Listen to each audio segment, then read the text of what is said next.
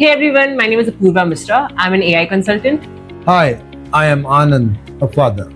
So the series is called Teaching AI to My Parents, and till now, what we have covered is we went over the basics of what AI is, what are machine learning models, how do they work, why data is really important, and then we went over a bunch of use cases with ChatGPT, Gemini, Claude. These are the different AI tools out there, and then we covered the image modality, like how you can generate images, what kind of images you can generate in the last couple of videos, and in this video today, we are going to focus on the audio modality. So you can do a lot of stuff with audio.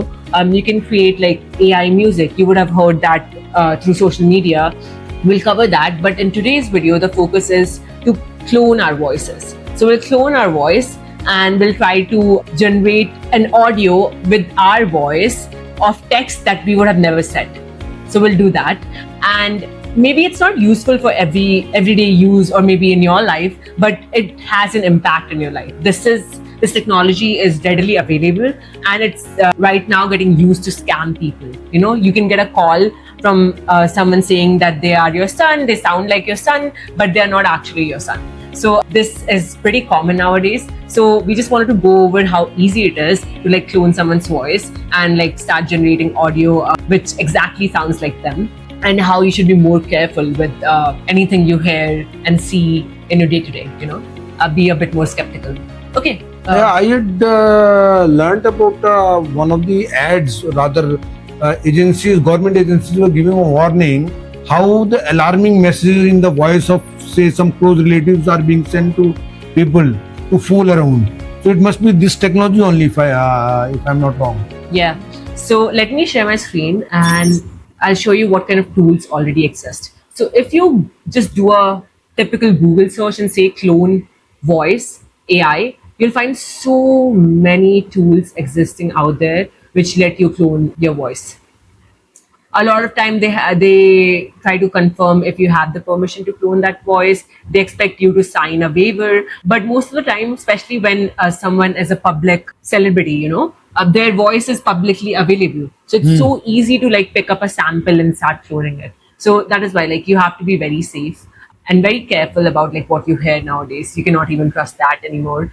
Okay, so in my case, like I'm not using any of these tools. Some of them are paid, some of them are not. There is an open source tool. This is the GitHub repository. If someone wants to have a look, I'll tag this in the description as well. And also, this is the tool that they have built. You can download it in your system and start using it. It's called VoiceBox. So I should have it running here. I've already cloned my voice, but basically to clone a voice, what you have to click on is just click on create voice, and then you have to upload a voice. So you can like record a voice and upload it, or the other thing you can do is you can start recording right away. So what we're going to do is we are going to create a clone of my dad's voice. So I have some text ready here. So I'll ask him to say that out loud and it'll record it, and then I'm going to put that text in here. So let me move this next to this. So basically he is going to say this out loud. You're going to copy paste. So we'll give it a reference text. We'll give it the audio of the text from his voice, actual voice, and we'll make it run. And then after a while, once it finishes running, it will have clone of his voice, and we can use that clone to like make it say anything. Okay, so for creating the voice, you just go and click on create voice. There are a bunch of built-in voices. If you use Siri or any of the other assistive tools, you would have like come across these kind of voices already. Alexa, it has a voice as well. So these are those built-in voices. But in our case, we are going to clone our voice. So we can upload an audio. It needs to be 30-second long. So I'll start the recording, and you just have to like, I would just suggest just save this much. That should be 30 seconds. Let me start the recording. Bangalore, officially known as Bengaluru, is one of India's most dynamic and vibrant cities.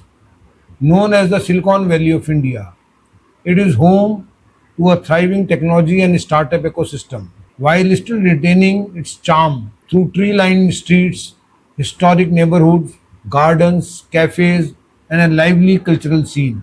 It stopped. It's this. So I'm going to create the profile, and this is the profile that I had created for myself.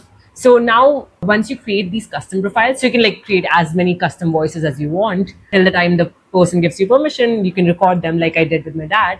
Now what you have to do is, for example, I didn't say this text at all. I can just copy paste this text and make my voice say it. So I'll just copy paste it here. And then I can be like, this is the voice, and I want to generate the speech. I selected this custom voice of mine, and I'm going to generate the speech. You can also choose between like a number of different models. These are like text to speech model. They're very good. There are like different varieties, so you'll have to look them up, like which ones. This one is like the best right now, so I'm choosing that one, and I'm just gonna say generate speech. So it's loading the model right now. It's If good. it has prepared a model for a particular voice or an individual, that can be used a number of times. Yes. They only need to have only 1 30-second transcript for the first time for preparing the clone. Am I Yes, correct? correct. So if we go back to create voice, you just record like a 30-second audio. You put the reference text so it knows like when you say Bangalore, that's the actual Bangalore in the text as well. So he was trying to say Bangalore, and this is how his Bangalore sounds like. And then you can give it a personality as well. So maybe I want to, if yours, I can have like a chirpy voice of mine, or I can have a sad voice of mine. I can have a professional voice of mine. So I can have different kinds of voice just for myself. This is going to take a while. So we'll just edit this out of the video. So apart from those scammers who are trying to misuse this facility, what are the useful things where the industry might be using this particular aspect or the facility of the tool? So I'm pretty sure a lot of people are using this for like content generation. Like if I cannot be there in every appearance of mine, I can use this to at least provide like an audio with my voice. I can do a podcast appearance without appearing in a podcast. This is also being done in Hollywood and Bollywood, I'm pretty sure. Okay, movies and all. Movies and stuff. So you can have the voice of the person. Sometimes there's a lot of like copyright stuff going on as well, like someone who has passed away, and we have a lot of their recorded stuff out there in public. So anybody could just like use a sample of that and generate a clone, right? Just a query here. If they've taken a sample in one particular language, can they use the clone for say giving output in some other language? Is it possible? No. Say for example, my clone they have taken in English. Can they produce a output in a Hindi language if I give them a script to produce in my voice? It depends on the model. So I was showing the models, right? So there are some models which are just like English focused. There are some which are multilingual. The other issue I have seen is like you have to be careful about which model you're using if you want that feature, but also the accent. So I have an Indian accent. So of course these models are trained on, it depends on most of them are trained on American accent. So they have a hard time saying it in an Indian accent. I just wanted to check in case this cloning or keeping the sample by AI tool is feasible and they can reproduce that sample into any other speech or dialogues or anything of that type. So I think they can use it in dubbing and all for movies also because they generally have a multi-language dubbing and all. So if the sample is available of a particular cast or hero character, they can use the sample and have the dialogues done in other languages. Yeah, so like I was saying, there are models which are multilingual, so you can always like switch between languages. The accent is a problem, but these models are figuring that out as well. So yes, it's actually reducing the cost. Dubbing used to needed to get a human being like doing the Exactly, dubbing, right? exactly. And the human being needed to know multiple languages, which is not the case anymore. So it's possible, it's happening, and it's improving every model that comes out.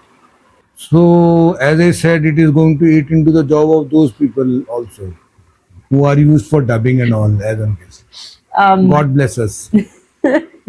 So the whole idea behind a new technology is it would lead to more jobs, but the jobs would change.